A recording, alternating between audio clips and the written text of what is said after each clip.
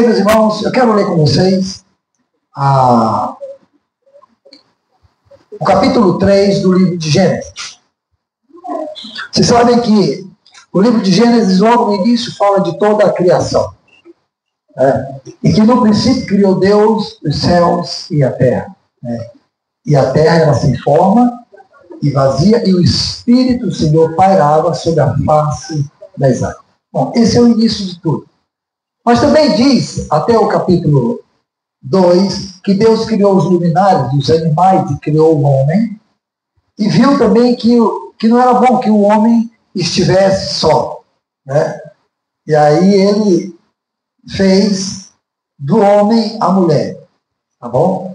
Então, segundo as mulheres, segundo os homens, diz que foi bem aí que Deus confundiu, bem aí entrou água, Mas aí as mulheres dizem assim, que as mulheres dizem diferente. As mulheres dizem o seguinte, que Deus formou o homem e aperfeiçoou a humanidade na mulher. Entendeu? Entendeu? Diz que Deus formou o homem e disse assim, não está perfeito ainda, vou fazer algo mais perfeito que fez as mulheres. Bom, desde então existe essa confusão toda aí, Essa confusão toda. Mas o fato é que Deus formou um jardim, chamado Jardim do Éden, e nesse jardim colocou o homem para que ele pudesse cuidar do jardim e guardar o jardim. E lá no jardim, após ter criado o homem, ele disse, olha, comam de todas as árvores que se encontram no jardim. Apenas da árvore que está no centro do jardim, que é a árvore do conhecimento do bem e do mal, apenas dessa vocês não comem. Bom, olha, a Bíblia não diz qual era o tamanho do jardim, mas parece que seria algo muito grande. Até porque lá tinha todas as espécies de árvores, e animais, e seres. Então, imagino que era uma coisa muito grande. 4 rios cercavam. Então, era uma coisa perfeita, linda.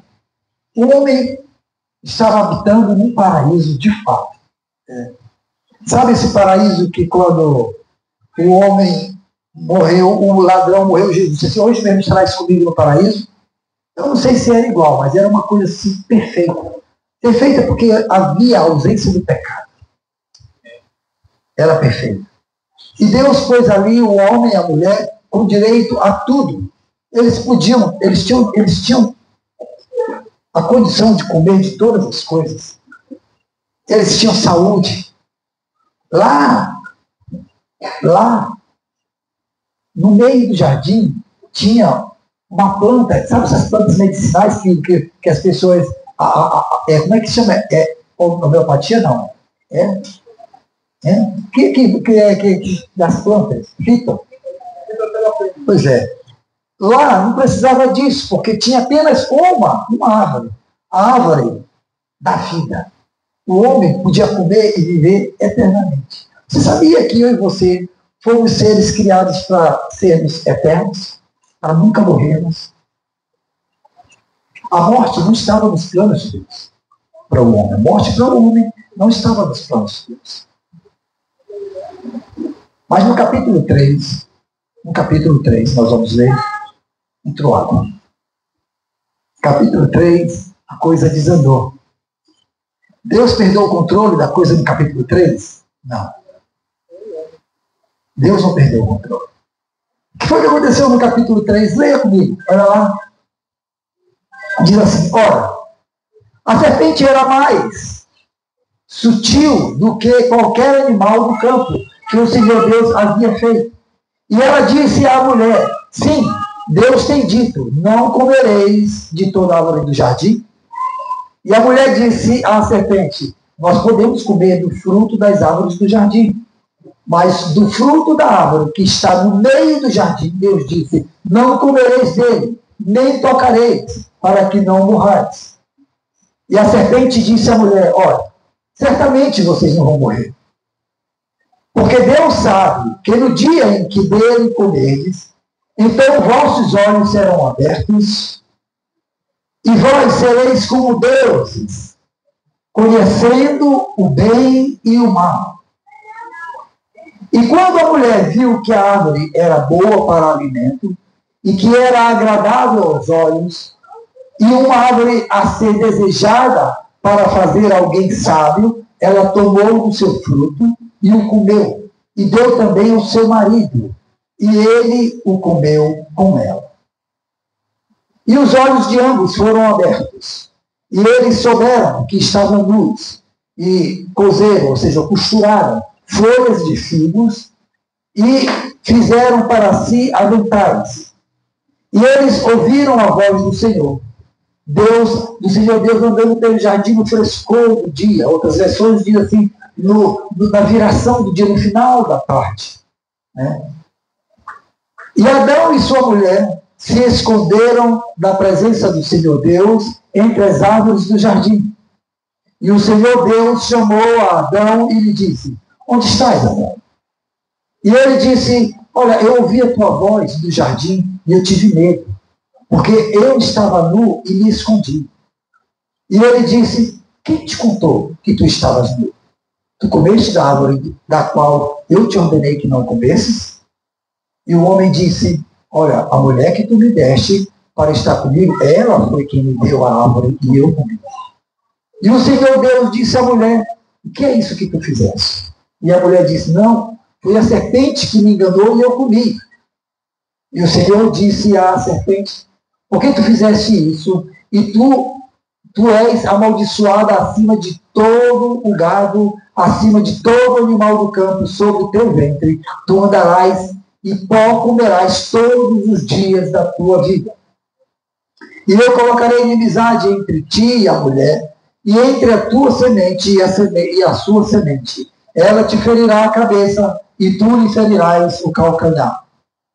Para a mulher ele disse: eu vou te multiplicar grandemente o teu sofrimento e a tua concepção. Com sofrimento terás filhos, e o teu desejo será para o teu marido, e ele governará sobre ti. Vocês perceberam que quando Deus criou o homem e a mulher, não era para o homem governar sobre a mulher? Foi a partir daí que ele disse assim: e o homem, por causa disso, o homem agora vai governar sobre ti. E a Adão ele disse: porque tu escutaste a voz da tua mulher e comeste da árvore da qual eu te ordenei, dizendo: tu não comerás dela, amaldiçoada é a terra por tua causa. Com sofrimento tu comerás dela todos os dias da tua vida. Espinhos e cardos também produzirá para ti, e comerás a erva do campo. No suor da tua face comerás o pão, até que retornes à terra, pois dela tu foste tirado, porque pó tu és, e ao pó retornarás. Baixa tua cabeça, fecha os olhos. Senhor, eu quero te agradecer por tua palavra. Essa não é a história de qualquer pessoa, essa é a minha história, é a história de cada pessoa que está aqui. E eu quero te pedir, Senhor, que o Senhor nos dê revelação da tua palavra hoje, para que possamos entender a profundeza que há nesse texto e tudo que a gente tem que ir aprendendo a aplicar nas nossas vidas, em nome de Jesus. Amém.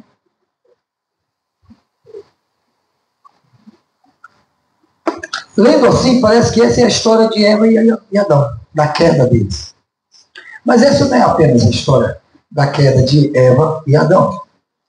Mas, na verdade, essa é uma história que se tornou o cotidiano da minha e da tua vida. Como assim, pastor? Eu não tenho nada a ver com isso. Deixa eu te fazer uma pergunta. Se coloque no lugar de Eva e de Adão. Eu quero fazer uma pergunta a vocês. E sejam honestos. Se vocês estivessem no lugar de Eva e Adão, e a serpente tivesse oferecido a você o que ofereceu a Eva e a Adão, você trairia o Senhor ou não?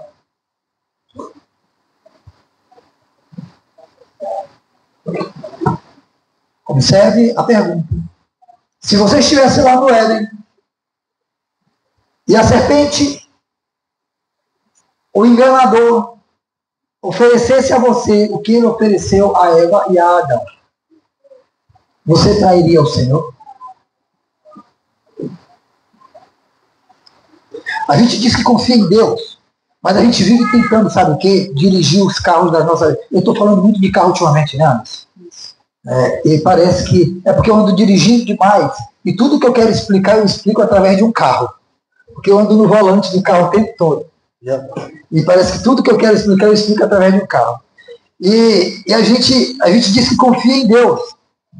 Mas parece que a gente vive tentando dirigir o carro das nossas vidas. A gente quer dizer para onde ele vai, a gente quer planejar a rota, a gente quer dizer o tempo de ir, o tempo de parar,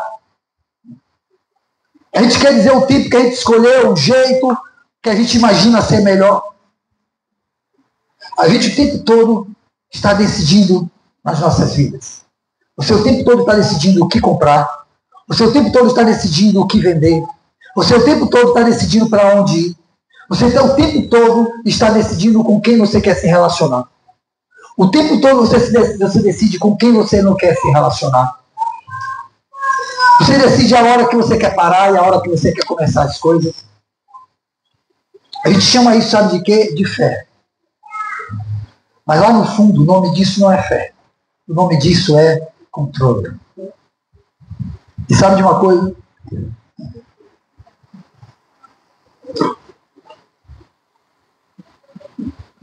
Seguir a Deus é fácil.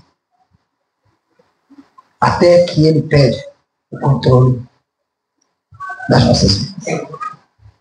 Enquanto a gente está no controle, a gente segue a Deus.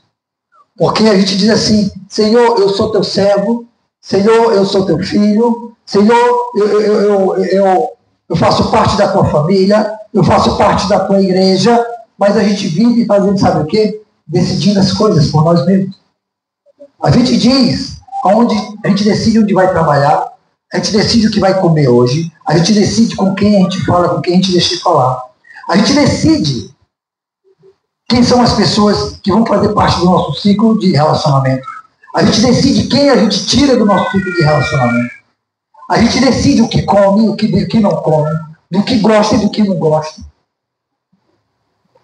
A gente decide a hora de ir, a hora de não ir. A gente decide no que tocar e no que não tocar. A gente decide as coisas o tempo todo. E aí, enquanto a gente está decidindo tudo, o que vai ser e o que não vai ser da vida, a gente diz assim, eu sou servo de Deus.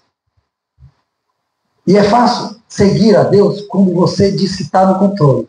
Eu quero saber o seguinte, se Deus pedir 100% do controle da sua vida, você ainda assim acha fácil seguir a Deus?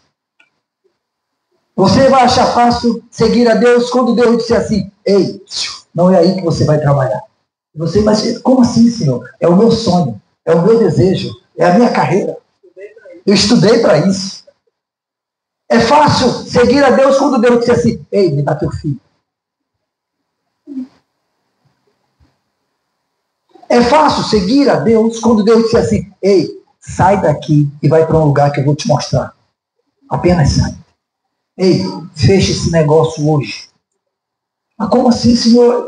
Fecha hoje, eu estou te dizendo, fecha agora. É fácil seguir a Deus, dizer que segue a Deus. Quando Deus diz assim, ei, encerra essa história bem aqui, eu estou mandando.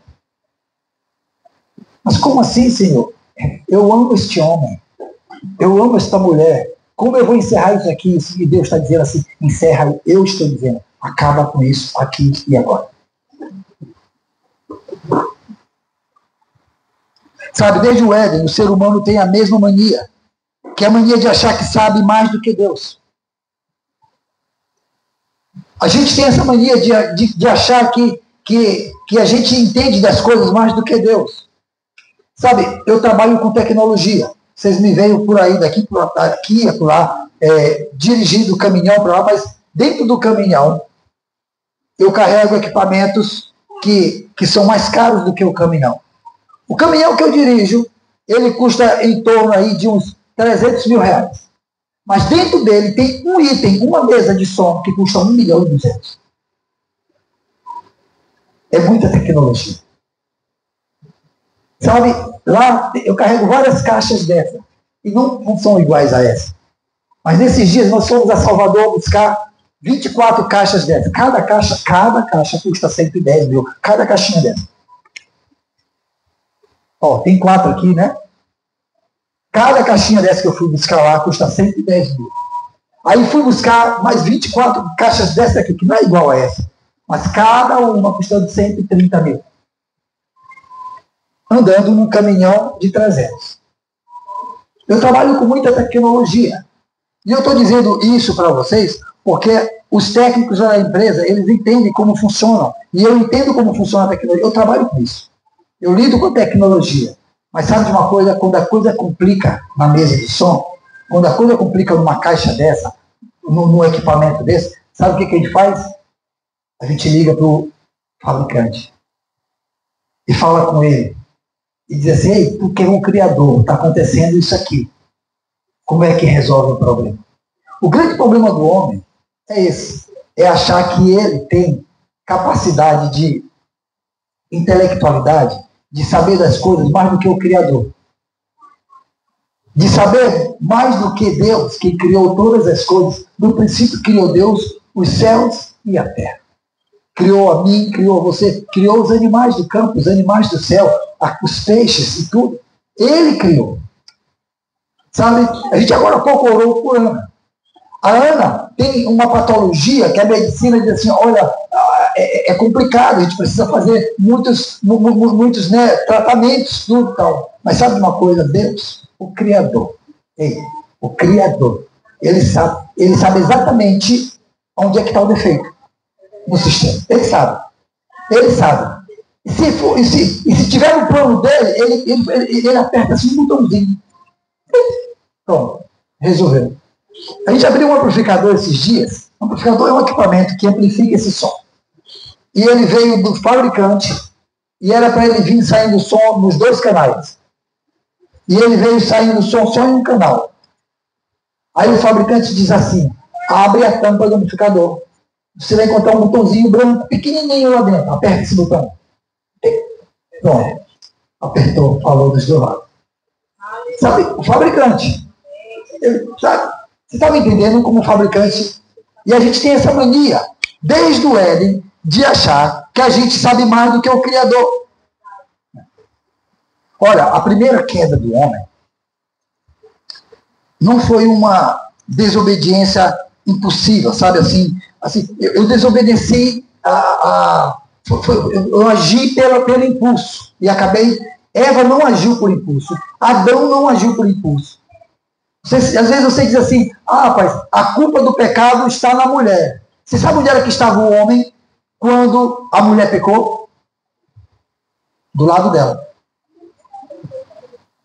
Tanto que ela comeu e fez o quê? Qual foi o erro do homem? Se omitiu. Ei, se omitiu. Ele tinha a chance de dizer assim, ei, bater na mão dela, para com isso. Tinha ou não tinha? Ei, batia na mão dela, ei, tá doida, mulher?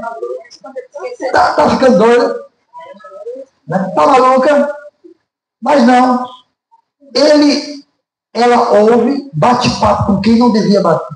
Eu vi esses dias uma postagem que disse que o pecado de Eva foi ter conversado demais com quem não deveria ter conversado. Às vezes nosso pecado é esse, é falar demais com quem não deve, com quem a gente não deve. Tá? E aí vem, mas ele come com ela, entendeu? Ele come com ela. Então isso não foi uma atitude impulsiva. Não foi isso. Foi só o desejo de independência. Deixa eu dizer uma coisa para vocês, estamos no Brasil. Quem aqui é brasileiro? Qual foi o grito dado no dia da independência? Qual foi o grito? Independência ou morte. Independência ou morte. Mas sabe, no reino de Deus é diferente. No reino de Deus, independência é morte. E foi isso que o homem gritou com a mulher lá no Éden. Independência. E Deus disse, é independência? Então é morte. E por causa disso, a morte dominou o homem. Essa coisa de viver do seu próprio jeito. E às vezes, sabe, a gente, na maioria das vezes, nós somos assim, a gente quer viver nessa independência de Deus, achando que sabemos mais do que Ele. Sabe o que é isso, meu querido? É um orgulho que a gente tem de pensar que eu posso decidir sozinho. Sabe? Eu sei o que é melhor para mim. Sabe? Eu não preciso ouvir. A gente não diz isso com a boca, mas às vezes até algum dia você está dando conselho. Ei, para com isso. Ei, deixa disso. Larga disso. E a pessoa está dizendo o quê? Ei, eu me conheço. Eu sei o que é melhor para mim. Esse foi o pecado de Eva, de achar, e o pecado de Adão. Ei, eu sei o que é melhor para mim. Então, porque eu sei o que é melhor para mim, eu vou fazer o quê? Eu vou tomar desse fruto e vou comer. Esse é ainda o veneno que corre nas nossas veias, sabe? A gente não quer esperar, não quer confiar, não quer depender. A gente quer decidir, a gente quer atropelar as coisas. A gente quer sentir que tem um controle. Mas sabe de uma coisa? Controle, anote isso aí, controle é o contrário de fé. Olha só, vamos pensar em fé. Vamos pensar em fé. Tá bom? Olha aqui. Vou mostrar para vocês o que é fé. Pronto. Isso é fé. Como assim, pastor? Isso é fé. É fé. Eu não medi, eu não calculei, eu não experimentei antes para saber se ia me suportar. Eu simplesmente sentei. Isso é fé. Sabe? Isso é fé. Agora, digamos que essa cadeira não suportasse os meus... Já passei de 70, viu? Os meus mais de 70 quilos, entendeu? E eu simplesmente sentasse e ela quebrasse. Estava no meu controle? Não, porque eu... Você está me entendendo? Agora, quando eu primeiro experimento, primeiro testo e digo, não, ela não vai me suportar. Isso é controle. Isso é o contrário de fé. Fé é simplesmente sentar sem questionar, sem duvidar. É simplesmente sentou-se. Isso é ter fé. Sabe? E o homem não vive, desde então, pela fé. O homem vive movido, sabe o quê? Pelo que ele está no controle. Não, pastor, não é bem assim não. Eu vivo por fé. Não. Ei, você todo dia faz conta se vai dar para comprar comida ou não. Ei, abre aqui o sal. Meu Deus, um pouquinho de dinheiro. E antes de você ter fé de que Deus pode suprir a tua necessidade, você já liga para alguém e diz, fulano, tem como me emprestar 100 reais aí? Fulano, dá para me emprestar 200 reais aí? Amanhã eu te pago. Depois da manhã eu te pago. É porque hoje aqui está sem gás. É porque hoje aqui está sem comida. Está sem... Sabe o que é isso? É você no controle de tudo. É você no controle de tudo. Sabe? É quando a doença chega e você vai para o mecânico. O médico, o mecânico, o médico, né? Vai para o médico. Pastor, mas não é normal? Sim. Você vai lá no médico. E o médico diz assim, tome isso aqui 3 vezes ao dia, isso aqui faz isso, tal, tá bom. Aí você sai de lá, sabe o que? Fazendo tudo que o médico disse. Confiando que o médico sabe o que está fazendo. Né? Mas passa os dias e nada acontece. Você só piora. Você só piora. E você faz o quê? Vou dizer o que você faz. Você muda de médico. E se aquele não acertar, você muda de médico. Mas o médico dos médicos está aqui assim mesmo. Que hora que tu vai conversar com o fabricante? Deus. Que hora que tu vai conversar comigo? Eu já contei para vocês a história do pastor que tinha na igreja dele um homem que era desses homens anciãos da igreja, né? Muito experiente, muito sábio. E algo aconteceu na igreja à noite que tirou a paz do pastor. E ele passou a noite toda acordado, esperando que amanhecesse o dia para ele ir correndo na casa daquele irmão para pedir orientação, um conselho. Ora, A quem pertence a igreja? A quem pertence a igreja? A igreja é a noiva de quem? De Cristo. A igreja é o corpo vivo de quem? Cristo é o cabeça de quem? Então, quem é o dono da igreja? Mas o pastor deu um problema na igreja, o pastor correu e foi na casa do irmão. Ele passou a noite toda acordado, a noite inteirinha acordado, não vendo a hora de amanhecer o dia, porque, sabe, para poder correr na casa do irmão. Era 5 da manhã, ele disse assim, irmão, ele já é meio de idade, ele acorda, esse povo velho acorda cedo. Eu tiro isso por causa de Joel. Joel acorda cedo. Esse povo assim, mas, sabe, acorda cedo. Brincando, Joel. Sabe? Mas assim, mas não é verdade? Esse povo mais assim, não acorda cedo? Acorda cedo. Dorme cedo também, dorme cedo, né? Dorme cedo. Às vezes até no culto já está dormindo, né? Dorme cedo. Vocês estão entendendo? Aí, resultado, ele sai cedo, vai para a casa do irmão. Vai para a casa do irmão. E no caminho o irmão morava perto assim da casa dele, a casa pastoral, a igreja, e o irmão morava assim na mesma rua, e ele saiu apressado de manhã cedo. E no meio do caminho, o Senhor fala aí, onde você vai? E ele para e pensa, eu estou indo para a casa do irmão fulano, pedir conselhos a ele. E o Espírito Santo fala aí, será assim, nem um minuto te passou na cabeça que você poderia falar comigo a qualquer hora.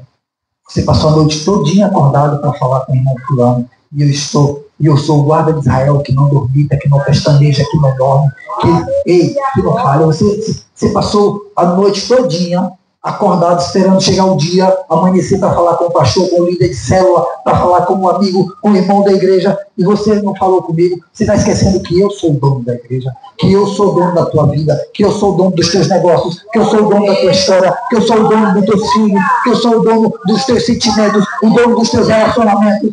Eu sou o dono. E você está procurando quem? Mas a gente tem essa coisa de achar que a gente tem que estar no controle da coisa, que as coisas têm que ser do nosso jeito. Eu preciso saber, antemão, qual é o desfecho da coisa, porque eu preciso estar no controle daquilo. Mas sabe, Deus não te chamou para entender as coisas.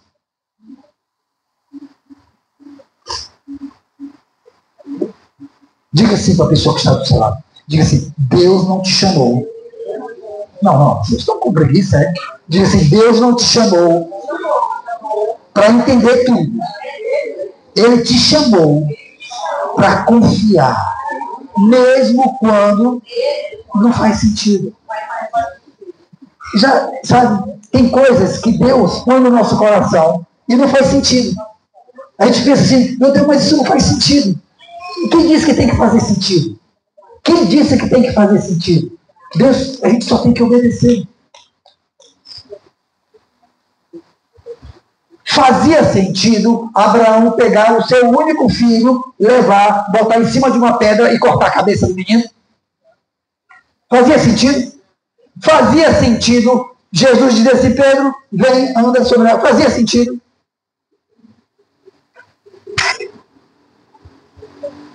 Mas não é sobre fazer sentido. Sabe? Não é sobre a gente estar no controle da coisa. Sabe? É sobre a gente confiar. E o nosso problema é esse, é não confiar. Deus tinha dito a Eva o seguinte, a Adão, ei, vocês podem comer de tudo, menos da árvore que está no meio, do conhecimento do bem e do mal. Ora, o que Eva e Adão procuraram foi tentar achar sentido nessa ordem de Deus.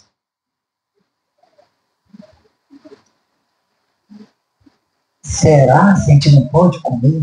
Será se eu não posso ir? Será se eu não posso falar? Será se eu não posso abraçar? Será se eu não posso beijar? Será se eu não posso tocar? Será se eu não posso comprar? Será se eu não posso vender? Será?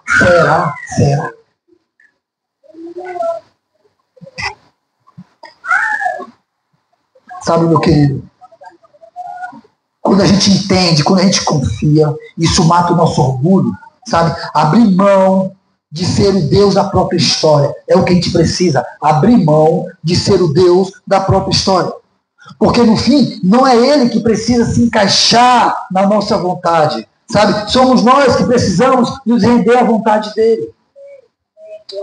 Não é Ele que precisa se encaixar na minha e na tua vontade. Às vezes a gente tenta encaixotar Deus e colocar Deus, sabe, dentro de uma formatação nossa. E a gente diz assim, Deus sabe. Quando a gente diz Deus sabe, a gente está dizendo assim, Deus vai me aceitar do jeito que eu sou. Deus está dizendo, não, não sou eu que tenho que me encaixar no que tu pensa, no que tu crê, é você que tem que se encaixar em mim. No que eu digo que é certo e no que eu digo que é errado. No que eu digo que pode, no que eu digo que não pode. Não é você, não sou eu que tenho que me encaixar nessa situação aí. Não é não, Vanessa, não é não, Ana, não é não, Patrícia. Não é não. Chega para cá, pode fechar o portão, fecha aí o portão, vem para cá, vem para participar do culto aqui. Não vem mais ninguém não, pode fechar, fecha aí, vem para cá, vocês. Sabe? Não é Deus que tem que se encaixar na nossa história, mas é nós que temos. A gente tem mania de achar assim, não, pastor, eu sei que Deus tem um plano para mim. Para de ser presunçoso. Para de achar que Deus tem um plano para ti. Deixa eu te dizer qual é deixa eu te jogar real na cara. Deus tem um plano. É simples assim. Não é um plano para ti. Deus te tem no plano dele, não tem um plano para ti. Você está me entendendo? Há um plano de Deus. E você tem que fazer os ajustes e ser obediente e confiar e se encaixar no plano dele. E sabe de uma coisa? Se você não se encaixar no plano de Deus, o plano de Deus acontece mesmo assim. E você fica de fora do plano. Às vezes a gente fica achando o tempo todo assim, não, Deus tem um plano para a minha vida e tudo. Ei, escuta só, Deus, desde que o homem pecou aqui, Deus traçou um plano. Ei, vai nascer um fruto da mulher e tu vai ferir a cabeça, e ele vai te ferir a cabeça, e ele vai te ferir, tu vai ferir o calcanhar, e desde lá Deus vem traçando o plano de Deus. Agora a pergunta é, você está se encaixando no plano de Deus, ou você está fora do plano de Deus? Agora, eu creio que a gente pode aprender algumas coisas aqui com os erros de Eva e de Adão. A primeira coisa que a gente precisa aprender, anote aí, é que a primeira tentação não foi sobre fome, foi sobre poder. Satanás, ele não ofereceu um fruto. Vocês viram Satanás oferecendo fruto em algum momento no texto? Não, Eva disse que não, foi a serpente que não, a serpente não ofereceu fruto. Se você ler de novo o texto, você vai ver que ele disse assim, olha, certamente não morrerás se comeres. Já colocou dúvida no coração. Certo? Então, a primeira tentação não foi sobre fome, foi sobre poder. Porque Satanás ele não ofereceu fruto, ele ofereceu, sabe o quê? Um trono, poder. Põe o verso 5. Olha lá, o verso 5. Diz assim, o verso 5, ó. Porque Deus, Satanás falando, porque Deus sabe que no dia dele que você comeres, então vossos olhos serão abertos e vocês serão como Deus. Uau! Uau! Você entendendo o que ele está oferecendo? Não era um fruto. Ele disse, se vocês comerem, ele sabe que vocês serão, sabe o quê? Como deuses. Como deuses. Eva não estava... Eva estava com fome? Ei! Eva estava tendo escassez de comida ali no Éden. Eva estava com fome. Eva não estava com fome. Sabe? Deus tinha dado para eles tudo o que eles precisavam. Se vocês lerem o verso 15 e o verso 16 do capítulo 2, no verso 15 e verso 16, vocês vão dizer assim, de todas as árvores, de todos, vocês vão comer. Venham, crianças, venham para cá. Eu estou falando sério, vem para cá, vamos fechar aí. Fecha aí o portão, por favor. Vem para cá. E de toda árvore, vocês vão poder comer. Tinha comida em abundância ou não tinha? Tinha comida em abundância. Não estava faltando comida. Deus tinha dado para eles tudo. Mas o diabo, ele convenceu que isso não era o suficiente. Deixa eu te falar uma coisa, meu filho. Deus tem te dado muito. Mas todos os dias o diabo tenta te convencer que o que você tem não é o suficiente. Sabe por que na maioria das vezes a gente cai, a gente peca? Porque a gente quer mais do que o que a gente tem, do que o que precisa. Você tem um marido, você tem uma esposa, você tem uma casa, você tem comida, você tem um carro, você tem um emprego, você tem recursos, você tem roupa para vestir. Outro dia alguém dizia assim: pastor, a minha situação está difícil, pastor, por que Deus está deixando eu passar por isso? Aí eu perguntei: passar pelo quê, meu filho? Pastor, está difícil demais a situação. Eu disse: mas por que? Você está doente? Não, pastor, eu não estou doente. Mas o que foi? Está na rua? Porque eu já estava pensando: vou trazer para cá para casa. Está na rua? Eu disse: não, estou na rua não, eu tenho onde morar. Tenho. Mas, e essa roupa que tu está vestindo? Não. É emprestado? Alguém está te pedindo? Não, pastor, é minha. Só tem essa? Não, pastor, eu tenho um guarda-roupa cheio. Eu tenho um guarda-roupa cheio.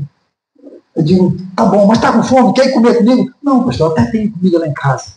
Não é filé, mas é abóbora. É ovo. Eu tenho feijão mulata gorda com ovo frito. Deu água na boca? Não é, sabe? Mas Satanás está dizendo o tempo todo para ti, sabe o quê? Ei, não é o bastante.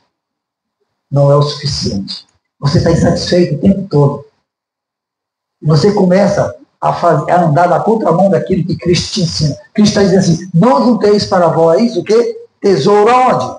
Na terra. Por que ele diz? Porque o que acontece com o tesouro na terra? A traça faz o quê? Corrói, e a ferrugem, né? E o ladrão faz o quê? Rouba. Mas o que a gente faz? Ontem eu conversava com Vanessa dizia assim: eu já fui muito assaltado. Eu até brinquei com ela, porque eu dizia assim: parece que o ladrão ficava na esquina e dizia assim: lá vem ela, gente. Bora, lá vem aquela menina que te assalta toda vez. Quem aqui já foi assaltado? Ei, o ladrão só rouba o que você tem. Se você não tiver, ele não tem o que roubar, não é verdade? Ele nem se torna ladrão, porque ele não tem o que levar. Não tem o que levar. Mas como você tem, e aí a gente junta tesouros aqui na terra. Sabe o que acontece? Eu nunca nesses meus... Olha, eu já celebrei muitos cultos fúnebres, né? Se é que pode chamar de culto, né? Fúnebre. Mas, assim, muitas cerimônias, assim, com o caixão ali e tudo. E todos que eu vi. Todos que eu celebrei. Eu vou e assisto quando o corpo desce ao buraco lá, e aí jogo aquelas... Hoje em dia põe mais placa de concreto, joga mais parte de cimento ali, depois cobre com terra, com tudo e tal. Ele pode ir com ouro, ele pode ir com prata, ele pode ir, abre daqui a 50 anos, o ouro vai estar lá, bem no lugar enterrado. Sabia que tem os piratas de cemitério, que eles abrem os túmulos para roubar dentes de ouro, para roubar joias e tudo e tal. Sabe por quê? Porque ninguém leva isso. Não adianta juntar essas coisas. Tesouro. Entendeu? E Satanás fica com essa mesma cantiguinha dizendo assim: olha, o que tu tem não é o suficiente, você tem que ter mais. Tem que juntar coisa, tem que juntar tesouro, tem que ter muita casa, muito carro, tem que ter muitas coisas. Eu e a pastora agora a gente está decidido a andar na contramão das coisas. A gente está tentando simplificar as coisas, né? Não sei se vocês já viram a gente se desfazendo das coisas da gente aí, vendendo. Não pense que a gente está indo embora não, viu? É porque a gente está mudando, está na contramão, a gente está simplificando. Para que 3 sofás? Para que não sei quantas camas? Para que? Não, a gente vai vender tudo. É isso. Daqui a pouco Laís segue o rumo dela e vai ser só nós dois. Com 8 camas. 3 sofás. Não sei quantas mesas. Uma mesa para 10 pessoas, só nós dois. Ela senta na ponta de lá, eu sento na ponta de cá. Oi. Aí a gente liga um para o outro. Tá? Não faz sentido isso? Faz sentido isso? Então é isso. Sabe? Hoje em dia, a serpente ela não traz frutas. Porque ela nunca trouxe. Mas ela traz o quê? Notificações, comparações, desejo de ser mais. Sabe? Desejo de ser mais. Desejo. Põe aí Mateus capítulo 4, verso 9. Sabe? Desejo de ter, desejo de querer, desejo de possuir. É isso que a serpente hoje está colocando no coração de todo homem. Ei, luta, luta, luta, luta, luta. Ó. E disse-lhe, todas essas coisas te darei, se prostrado te adorarei. Eu te pergunto, quem é que está falando aqui? É Satanás falando para quem? Para Jesus. Ele está oferecendo o quê? O que ele tem. Sabe de uma coisa?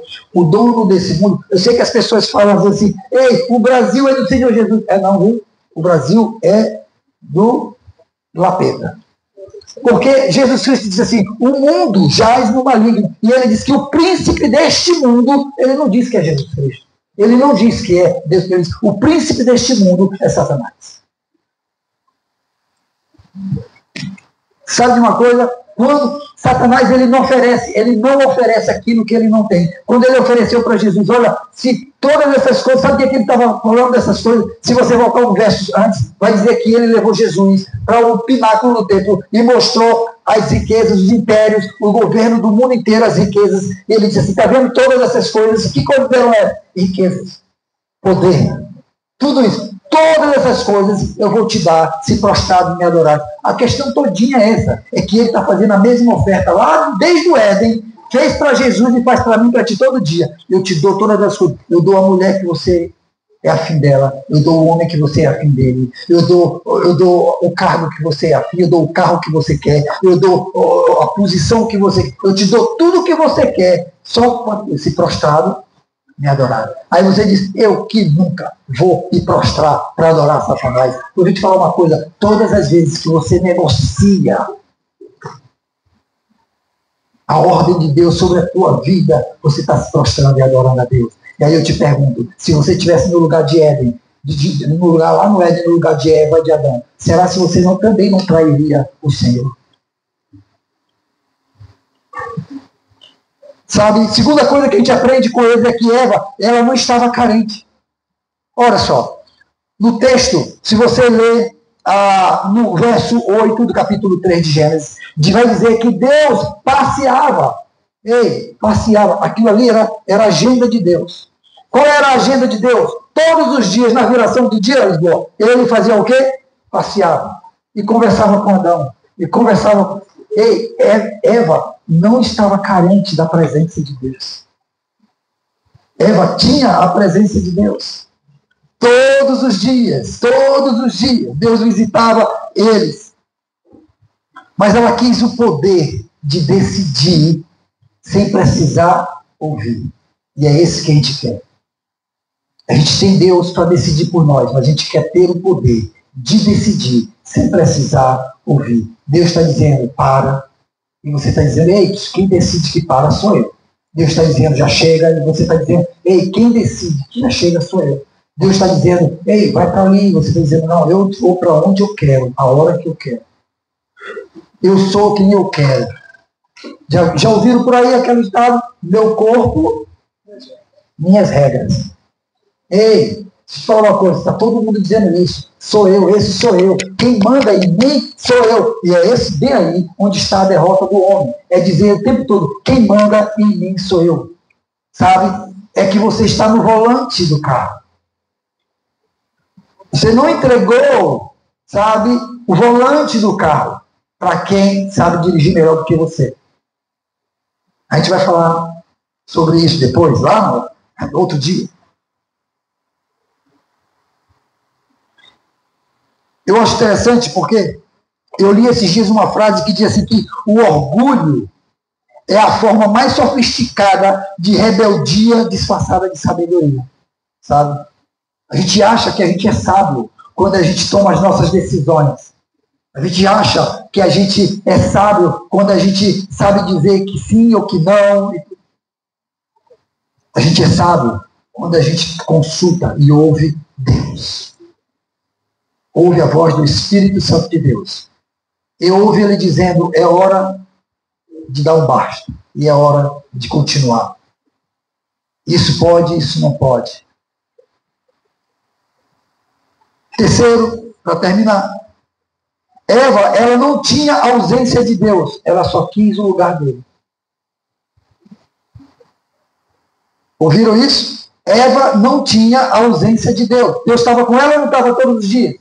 Deus estava falando, ei, você sabe o que é o Criador de todas as coisas falar com você todos os dias? Pois deixa eu te falar uma coisa, Deus quer fazer isso todos os dias contigo. O problema é que você não para ouvir. Você ouve, sabe o quê? A rede social.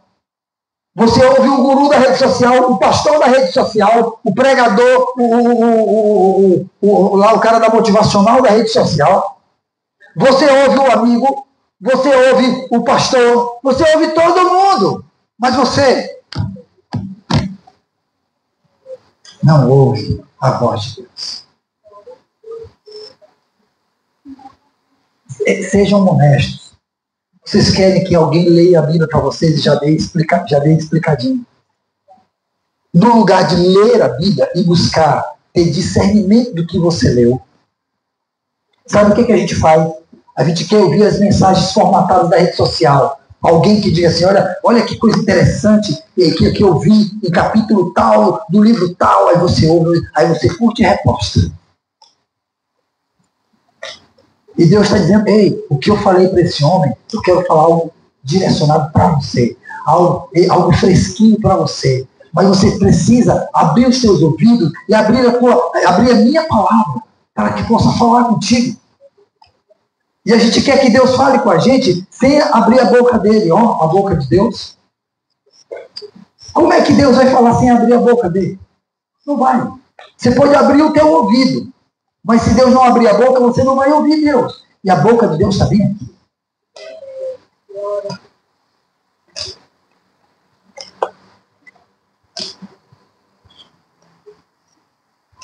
Se você ler essa história, você vai perceber que a serpente, ela não ofereceu prazer para Eva, sabe? Não era o prazer de comer a fruta. O que ela ofereceu foi autonomia, sabe? Ei, vocês têm autonomia para comer e não comer. É autonomia. Independência. A gente quer isso. A gente quer ter autonomia. Pastor, o ser humano por si só, ele tem dificuldade com isso, sabe? De se submeter a uma liderança, a uma ordem, a um direcionamento. Quer ter... Não, e ele pensa que é. Tem que ser tudo do jeito dele. Tem que ser tudo da forma dele. Esse meu líder pensa que é assim. Esse meu pastor pensa que tem que ser tudo. Sabe o que é isso? Mostra uma disposição que tem no coração da maioria das pessoas, que é de desobedecer, de querer ter autonomia, controle de tudo.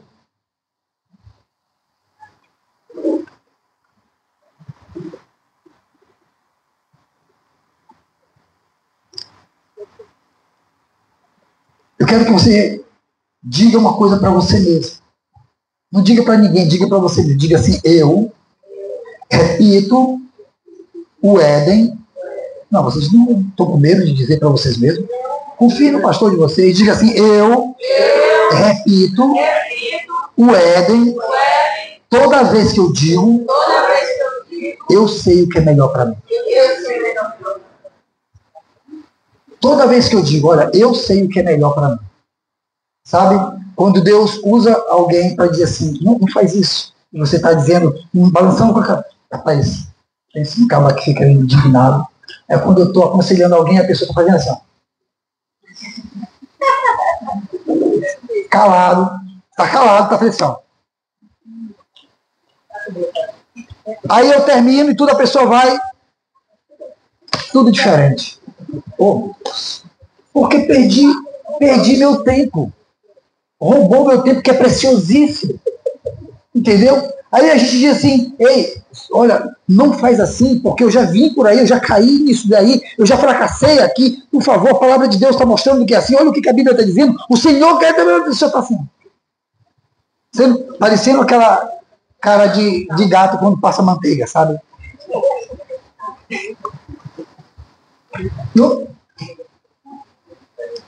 Está balançando a cabeça, mas o coração está fazendo assim, ó.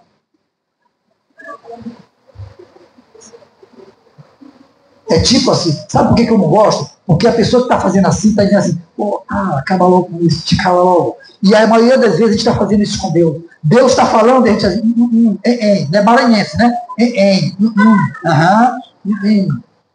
Sim, tá bom, senhor, tá bom. E às vezes a gente nem vai na igreja. Eu nem vou na igreja porque eu sei que o Senhor vai querer falar comigo. E eu nem vou. Dá vontade de... né?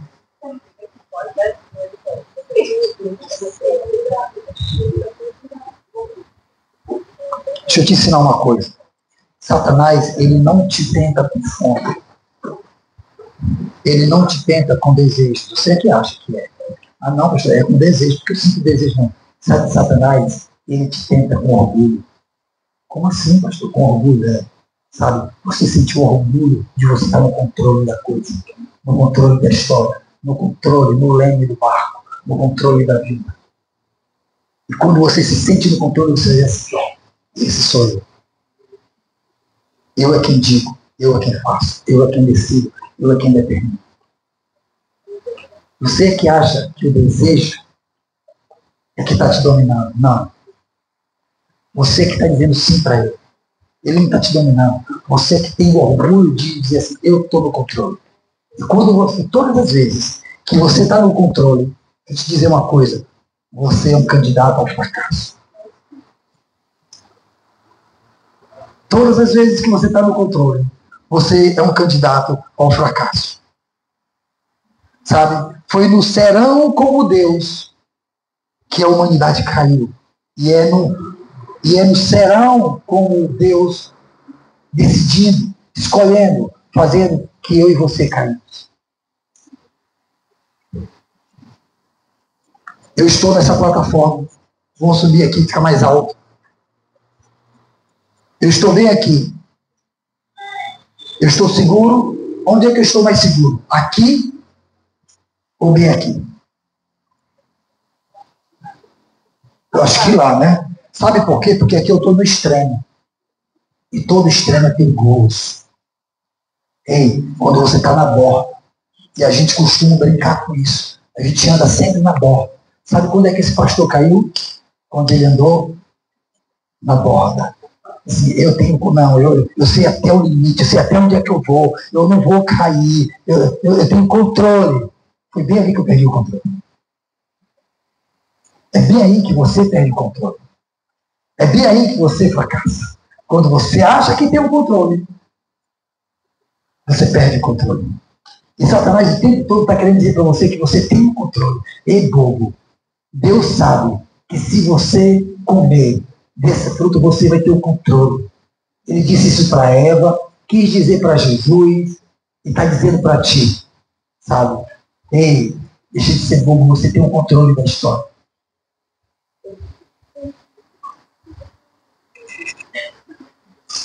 Eu quero terminar te fazendo uma pergunta.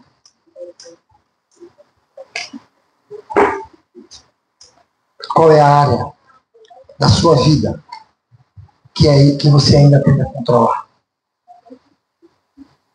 Qual é a área da sua vida que você ainda tenta controlar no lugar de Deus?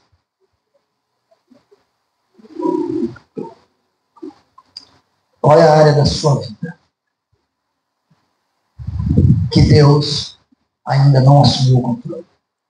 Isso é como uma casa cheia de compartimentos, e esses compartimentos cheios de portas. E você diz assim para Deus, Senhor, tu pode entrar na sala, aí você abre a porta. E Deus está dentro da casa. E você diz, pode entrar na cozinha. E você abre a porta do banheiro e diz, pode entrar no banheiro. E você abre a porta do quarto, e diz, pode entrar no quarto. Mas aí tem uma porta fechada e você mantém aquela porta fechada. E Deus está dizendo, eu posso entrar ali? E você está dizendo, não, Senhor, tu pode entrar em todos os compartimentos da casa. Menos nesse aqui, porque nesse daqui eu tenho algo guardado que é só meu.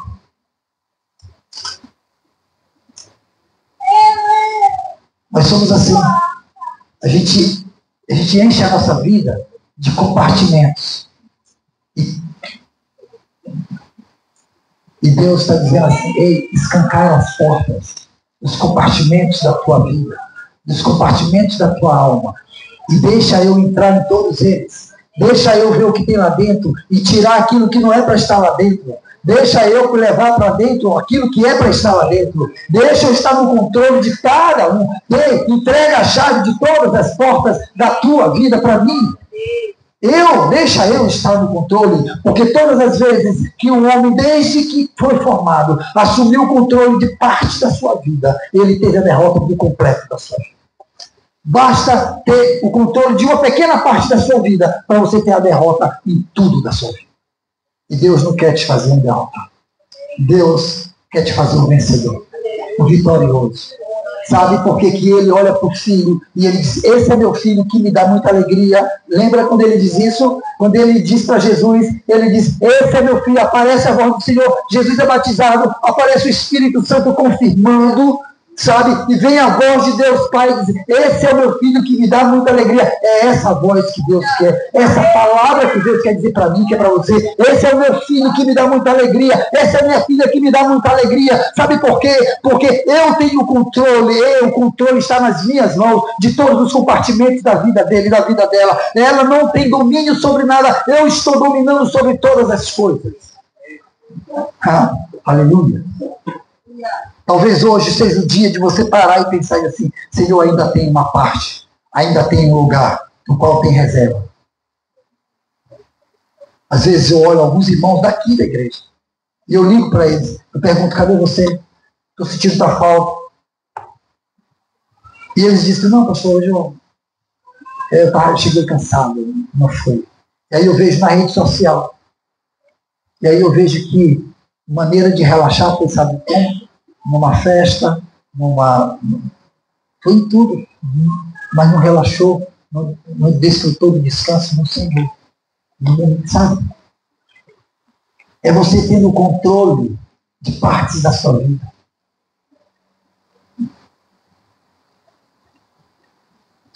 A gente é assim tão dominado, tão dominador, que a gente determina se vai ou se não vai se encontrar com Deus. Observa, quando Adão e Eva assumiram o controle, eles decidiram se iam ou não iam se encontrar com Deus. Deus estava lá ou não estava? Como todos os dias. Deus está na tua vida, no teu dia, como Ele está todos os dias. Ele passeia pela tua vida todos os dias. Você decide se você quer ou não quer se encontrar com Ele. A grande questão é que, como Eva, você também ouve a voz dele todos os dias. E talvez você diga, Senhor, eu ouvi a tua voz e eu me escondi. Tem muita gente se escondendo. Nos jardins da vida, nos édens da vida, se escondendo atrás de arbustos, achando como se eu posso me esconder de Deus. Mas a palavra de Deus diz assim, se tu subires ao topo do monte, lá Ele estará. Se tu estiveres no mais profundo vale, ali Ele estará. Não importa onde tu estejas, Deus estará ali, te contemplando, meu querido. Então, qual é a melhor opção que você tem que ter? Abre mão, para de lutar, para de guerrear, entrega o controle. Sabe por quê? Porque Deus quer o melhor para mim, né? Para fazer. Amém? Ok, vamos ficar de pé.